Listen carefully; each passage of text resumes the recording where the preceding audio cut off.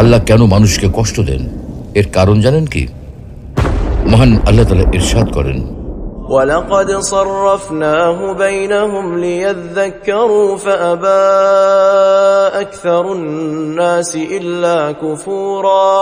আমি তাদের মধ্যে বিভিন্নভাবে নিয়ামত বিতরণ করি যেন তারা স্মরণ করে, কিন্তু অধিকাংশ লোক অকৃতজ্ঞতা ছাড়া কিছুই করে না। আসসালামু আলাইকুম ওয়া রাহমাতুল্লাহ। প্রিয় দর্শক, আজকে আমরা খুবই জীবন ঘনিষ্ঠ একটা বিষয় নিয়ে আলোচনা করতে চাই। আমাদের জীবনে নানান দুঃখ কষ্ট, জীবন জীবিকার অনিশ্চয়তা এবং অর্থকষ্ট নিয়ে বিস্তারিত আলোচনা করতে চাই। কেন আমাদের জীবনে এইসব দুর্যোগ ও দুঃখজনক ঘটনা ঘটে, তার প্রকৃত কারণ অনুসন্ধান করতে চাই। প্রিয় দর্শক, ইসলাম বিদ্বেষীদের একটা কমন প্রশ্ন, আল্লাহ থাকতে এত প্রাকৃতিক দুর্যোগ কেন? এত ভূমিকম্প হয় কেন? বন্যা হয় কেন? দুর্ঘটনায় এত মানুষ মারা যায় কেন?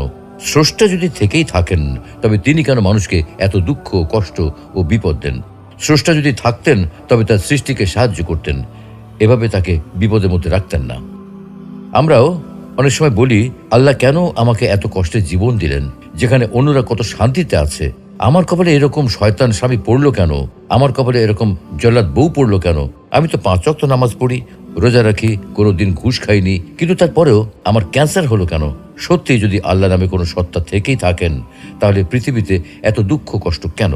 আসলে পৃথিবীতে কোনো সমস্যা থাকার মানে এই নয় যে কোনো পরম করুণাময় সৃষ্টিকর্তা নেই, বরং এটাই প্রমাণ হয় যে আপনি আমি সৃষ্টিকর্তা সম্পর্কে নিজে নিজে কিছু একটা ধারণা করে বসে আছি, যা মোটেও সঠিক নয়। বিশ্বের 40% মানুষের ইন্টারনেট ব্যবহার করার সামর্থ্য নেই।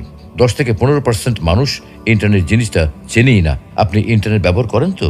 আপনি যখন এই ভিডিওটা দেখছেন, তখন বিশ্বের প্রতি 7 জনের মধ্যে অন্তত 1 জন মানুষ অভুক্ত বা না খেয়ে আছে। আপনি খেয়েছেন তো? বাংলাদেশে প্রতি মিনিটে অন্তত 1 জন মানুষ মারা যায়। আপনি যতক্ষণ ধরে এই ভিডিওটা দেখছেন, ততক্ষণে অন্তত 3 জন মানুষ মারা গেছে। আপনি এখনো বেঁচে আছেন। এভাবে আল্লাহ তাআলা বিভিন্নভাবে, নানা উপায়, বিভিন্ন ক্ষেত্রে আমাদেরকে নিয়ামত দান করেন। ইরশাদ হচ্ছে, وَلَقَدْ صَرَّفْنَاهُ بَيْنَهُمْ لِيَذَّكَّرُوا فَأَبَى أَكْثَرُ النَّاسِ إِلَّا كُفُورًا। আমি তাদের মধ্যে বিভিন্নভাবে নিয়ামত বিতরণ করি যেন তারা স্মরণ করে, কিন্তু অধিকাংশ লোক অকৃতজ্ঞতা প্রকাশ করা ছাড়া কিছুই করে না। আমরা যদি আল্লাহর নিয়ামত গুনতে থাকি, তাহলে কখনো তা গুণে শেষ করতে পারবো না। কিন্তু অধিকাংশ সময় আমরা এত বিপুল নিয়ামত পাওয়ার পরেও শুকরিয়া আদায় না করে উল্টো অকৃতজ্ঞতা প্রকাশ করি। বরং মহান আল্লাহ রাব্বুল আলামিন মানুষকে সবচেয়ে বেশি ভালোবেসে তার নিয়ামতের ভান্ডার মানুষের জন্য উন্মুক্ত করে দিয়েছেন। যেমন তিনি বলেন,